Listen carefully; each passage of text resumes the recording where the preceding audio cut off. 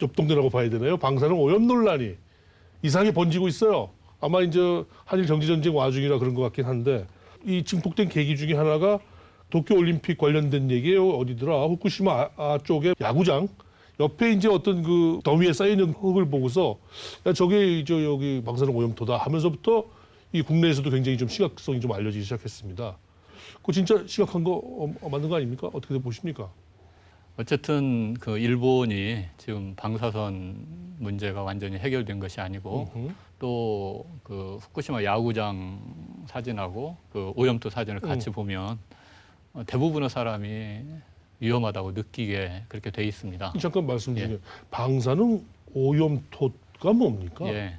이제 후쿠시마 사고 때 그 방사성 물질이 누출돼서 이제 공기를 타고 내려가다가 뭐 빗물과 같이 내려앉거나 해서 이제 이렇게 땅에 이제 있겠죠. 침적된 것들을 조금씩 걷어내 가지고 그걸 이제 마대라든가 거기에 담아서 지금 저장하고 있는. 그러니까 당시에 이제 오염된 땅을 오히려 이제 제거한다는 차원에서 쭉 다 걷어내고 이제 그렇죠. 맨 땅에다 이제 지금 살고 있는데 그 오염된 물질을 어디엔가는 보관을 해야 되고 땅을 어딘가 이렇게 따로 이제 보관하고 있다 그렇습니다. 말이군요. 거기에 있는 오염토가 이렇게 잘 관리되지 않고 거기에 있는 게 어떻게 밖으로 빠져나온다든가 또 오염토 근처에서 뭐 계속 어린이들이 논다든가 하면 좀 문제가 될 것 같고 실제로 방사능은 그냥 간단한 계측기를 가지고 얼마만큼 방사선이 있는가를 바로 측정할 수 있기 때문에 이제 그 측정을 통해서 충분히 좀 대응을 할 수 있을 거라고 생각합니다. 관리만 충실히 되고 있다고 한다면 그 문제는 아닐 수도 있다. 그렇지만 어쨌든 그걸 불안하게 느끼면 최대한 그 불안을 없애려고는 노력할 필요는 있겠죠.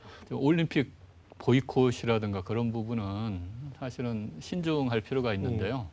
우선은 국내 전문가들하고 좀 현재 상황에 대해서 좀 더 정확하게 파악할 필요가 있을 것 같고 정말로 보이콧 같은 게 필요하면 그 우리 단독으로 할 게 아니고 좀 국제 공조를 통해서 추진할 부분이라고 봅니다. 우리가 어쨌든 불안감을 느끼고 있으니까 일본 정부 그리고 IOC 쪽에 오염수 문제, 오염토 문제, 또 식품 문제 거기에 대해서 충분한 정보를 요청을 하고 필요하면 같이 조사를 하자고 하고요. 그 결과에 따라서 추가적인 어떤 보완 조치가 필요할 수도 있을 거고.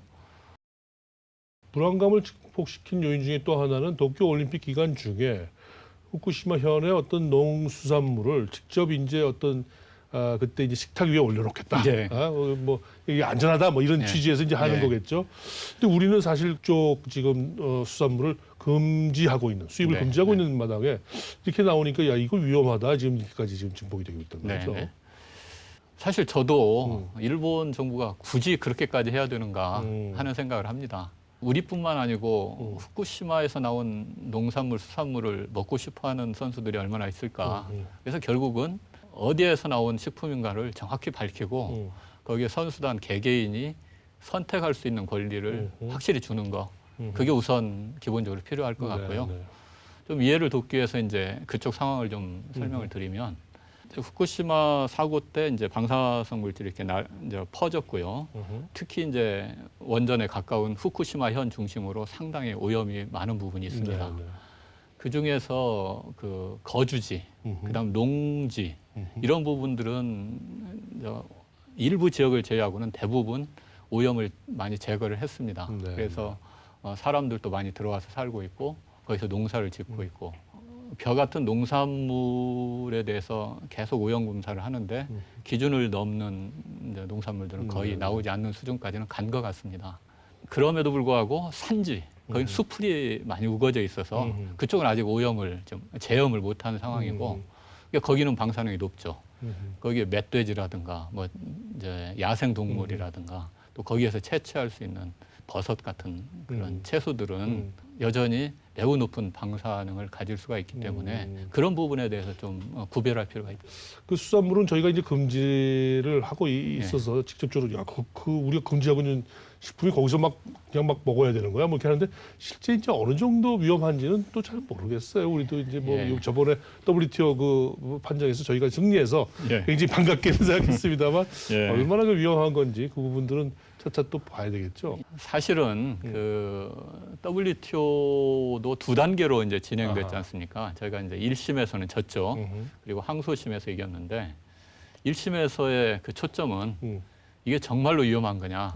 이제 우리는 위험하다고 주장을 했고, 그렇죠. 일본은 자기들이 충분히 관리를 하니까 그렇게 위험하지 않다고 주장을 했고, 어쨌든 일본이 이겼습니다, 1심에. 근데 2심에서는 진짜 위험하느냐, 위험하지 않느냐는 따지지 않았습니다. 사실 어려운 문제죠. 재판에서 그런 걸 따진다는 게. 그리고 초점을 어디에 맞췄냐면, 어쨌든 후쿠시마에서 잡히는 수산물의 방사능 농도하고 우리나라 바다에서 잡히는 수산물의 방사능 농도는 다르다. 그럼 우리나라는 주권 국가인데 얼마든지 그런 제한 조치를 취할 수는 있다. 그런 차원에서 우리가 이겼던 겁니다. 네. 그러니까 그 자체로 기적적으로. 후쿠시마 산 그 수산물이 위험하다 아니다 그 판단은 판단은 안 아니고 했던 우리가 거죠. 검수를 할 수 있는 것이 정당하다. 예. 우리나라의 식품과는 분명히 차이가 있긴 있기 때문에 예. 다 그런 얘기란 말씀이시군요. 예. 또 이제 이 오염수 배출 문제가 또 있더군요. 예, 예. 요거 아주 또 묘한 얘기던데 이게 그렇습니다. 뭔가요, 오염수라는 게? 후쿠시마 사고가 일어나고 난 뒤에 이제 그 사고가 진짜 문제가 됐던 것은 일단 쓰나미가 오면서 모든 안전장치들이 다 중단되면서 결국은 그 원자로를 잘 냉각을 못 시켜서 안에 있는 해결료가 녹아버린 거거든요. 네네네.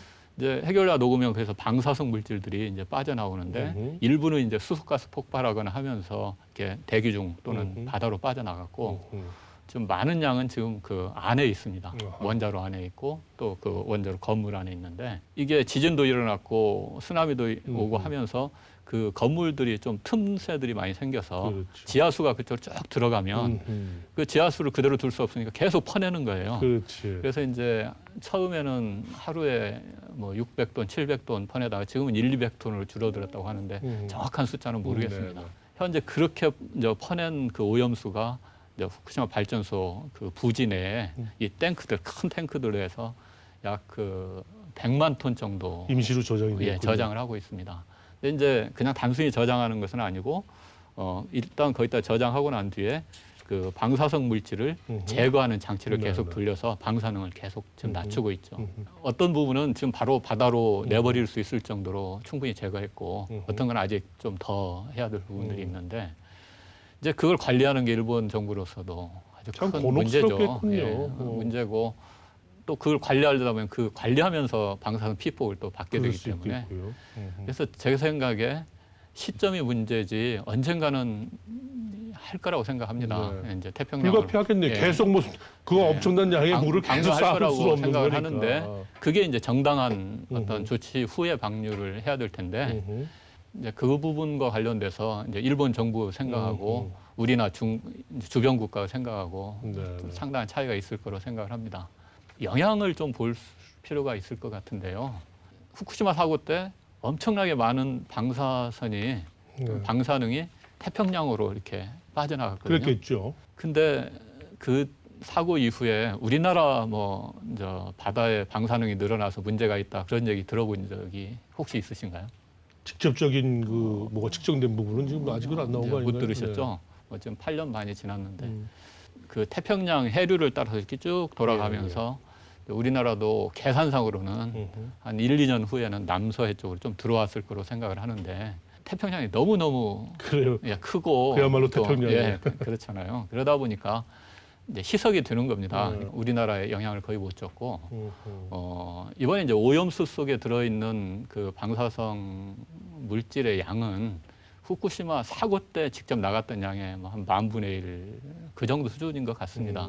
이제 여러 가지 자료를 보면 그 정도 이렇게 방출했다고 해서 우리나라 바다에 직접적인 영향은 주지 못할 겁니다. 아무튼 일본은 네. 또 오히려 동경 올림픽을 계기로 이만큼 안전하다 뭐 이런 걸 한번 보여주면서 또 그 오염수도 충분히 이제 많이 이 오염도가 낮아졌다 하면서 이제 한번 하고 싶은 생각이 있을 수도 있을 것 같아요. 그 전에는 아마 비난 때문에 못하지 않을까요? 그리고 아마 올림픽 끝나고 네네. 적절한 시기 봐서 하지 않을까 하는데 어쨌든 그런 상황이 되면 그게 우리나라 바다까지는 직접 영향을 못 미치더라도 후쿠시마 그 연근에는 분명히 영향을 미칠 거기 때문에 네네. 우리가 지금 하고 있는 수산물 수입 규제 제도를 좀 더 강화한다든가 검사를 더 많이 요구한다든가 그렇군요.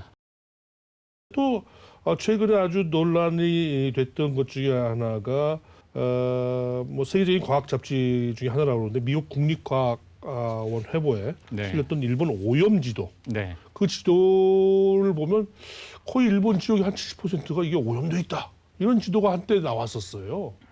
얼마나 뭐 사람들이 진짜 놀라지 않을 수 없었던 거 아닙니까? 정말 그 오염 지도에 대해서는 네. 할 말이 많습니다. 그러세요? 예. 틀린 지도고요. 사실이 아닙니까? 예. 그건 뭐 아주 자신 있게 말할 수 있는. 그 지도라는 게 사진입니까? 아니면 뭐 그린 겁니까? 계산한 것을 계산. 예, 그림으로 표현한 겁니다. 음흠. 사고가 2011년도에 났고 그다음에 3월 달에 났고 이게 발표된 게 2011년 12월 달에 좀 발표된 건데 그때 이제 여러 가지 가정을 가지고 그럴 수 한번 있겠죠, 계산을 해봤죠. 시나리오가. 이제 해보니까 어디까지 퍼져나가고 하는 걸 이제 쭉 그렸어요. 그렸는데 이제 또 이분이 그 논문의 색깔도 희한하게 너무 진한 색깔들을 이렇게 자극적인 색깔들을 쓰다 보니까 그 그림이 이렇게 써먹기가 아주 좋은 네네. 좀 상태가 됐는데 실제로 이제 그 한 4월부터 일본 정부를 비롯해서 여러 공공기관에서 이게 계산이 아니라 네. 일본 전 지역의 이 방사능을 측정을 했거든요. 측정을 한 것과 비교해 보면 이게 엄청나게 이렇게 높게 이렇게 평가돼 있었고 원래 논문에 뭐라고 표현되어 있냐면 이건 가정을 많이 적용한 거니까 불확실성이 크다. 그리고 실제 기준을 초과하는 네. 오염 지역은 후쿠시마 현의 일부 지역에 한한다 하고 분명히 쓰여 있습니다. 네, 네. 근데 이게 색깔이 나온 모든 지역을 다 합하면 70%가 되거든요. 그래서 이제 70% 오염돼 있다. 네. 일본은 더 이상 살 수 없는 땅이 됐다. 그래서 이 그림은 관심 있는 사람 중에 모르는 사람이 없을 무슨 정도로 말씀인지 유명한 그림이 알겠네요. 됐는데 급기야는 이제 이 저자가 우리가 쓴 논문이지만 우리가 틀렸다. 이 그림 좀 쓰지 말아달라 하고 하소연하고 다녔고 그렇군요. 얼마 전에는 한국에도 왔었죠. 아하. 예, 그런 정도로 쓰면 안 되는 그런 데이터고요. 그러니까 한때 그런 그림 예.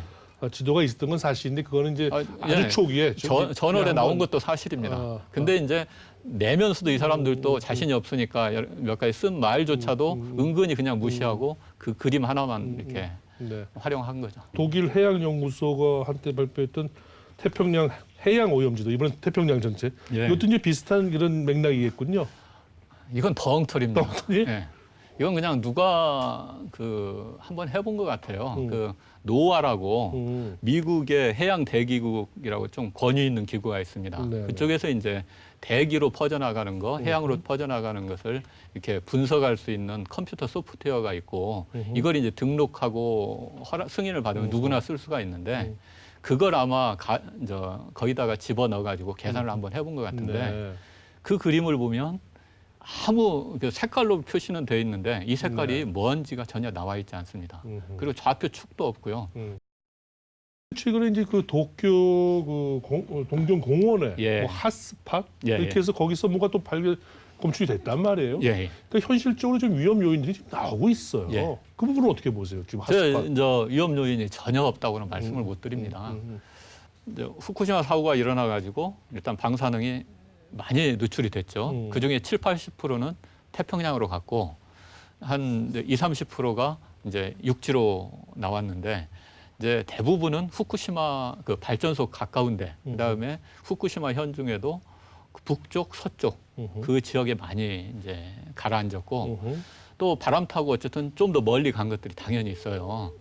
그러면 이제 동경 지역도 조금이라도 이제 넘어온 거거든요.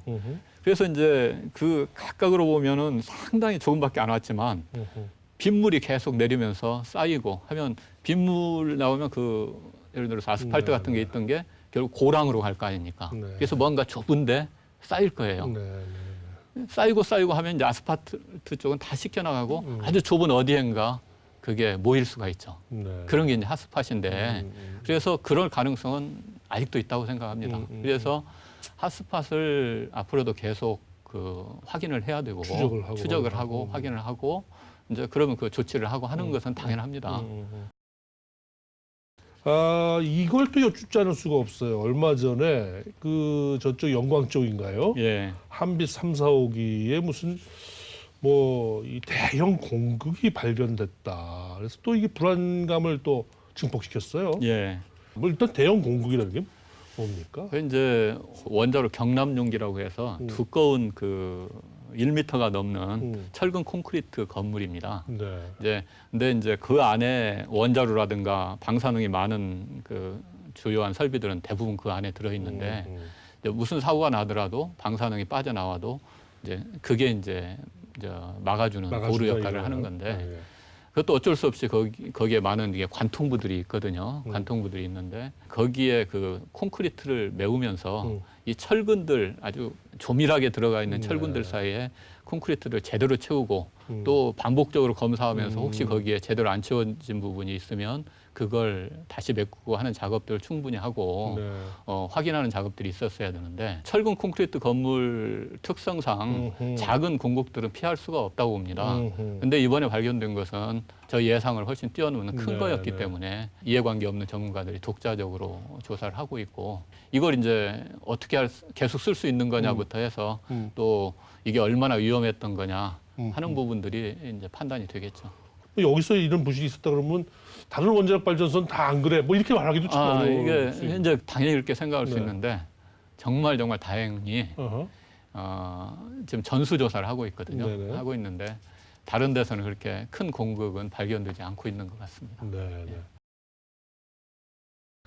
자, 이 정부 들어서 지금 탈원전 논란이 지금 이제 한 2년 넘어 지금 됐습니다. 우리 원전파 입장에서는 지금 어떻게 탈원전파를 오히려 꺾고 이기고 있다고 지금 보십니까? 어떻게 보십니까? 어떻게 이기고 있다고 말씀드릴 수 있겠습니까? 이제 신고리 5, 6호기가 이제 건설 재개된 것은 참 다행으로 생각하고요. 저희가 생각할 때 이제 원자력이 갖고 있는 특히 우리나라에서는 아주 큰 강점들이 있는데 이제 가장 중요한 것이 일단 기술만 있으면 되는 준국산 에너지입니다. 우라늄 수급이 아주 쉽게 할 수 있는 거고요. 그리고 이제 우리나라에서는 아주 경제적이고 또 온실가스 문제나 미세먼지 문제 일으키지 않는 토지도 매우 효율적으로 이용하고 있고 더 중요한 것이 자유 세계에서는 중국과 러시아에 대응할 수 있는 유일한 나라가 지금 우리나라입니다. 이제 어떤 형태로든지 이걸 잘 발전시켜서 미래에 대비하는 것이 좀 필요한 상황이고요. 인프라라는 게 그렇게 일이 없이 유지될 수가 없기 때문에 국내에서 발전소가 건설되기를 바라고 있습니다. 그러니까 국내업 건설되지 않더라도 예를 들어 수출이라도 되면 좋은데 이게 이제 수출하는 국가 입장에서 생각하면 그 나라 그 인프라가 언제 무너질지 모르는데 수입을 결정하기 이렇게 쉬운 문제는 아니니까 간절히 바라는 것은 지타가 좀 신한울 울진에 있습니다. 신한울 3, 4, 5기 이건 완전히 100% 우리 이제 국산 기술로 짓는 발전소인데 신한울 3, 4, 5기까지만 이렇게 짓게 하면 결국은 수출이라든가 다른 문제도 상당히 쉽게 풀리지 않을까. 그리고 우리 원자력 기술을 너무 좀 우습게 보는 분들도 좀 있기는 하지만 미국의 인허가를 인증을 받은 외국 설계는 우리밖에 없습니다.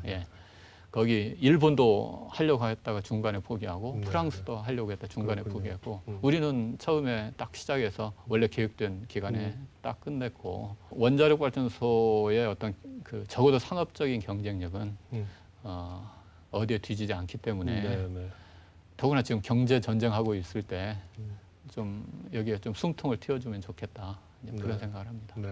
일부 안타까운 마음의 말씀 또 앞으로의 기대를 좀 비추는 말씀 그렇게 새겨서 듣겠고요. 다음번에 한번 탈원전파 같이 모시고 한번 할 기회를 만들어 보고 싶은데 나오시겠습니까? 그럼 제가 나올 수도 있겠고 저보다 더 잘하는 분이 나올 수도 있을 것 같고 아무튼 그때 한번 다시 뵙는 걸로 하고 오늘 말씀 대단히 감사합니다. 감사합니다.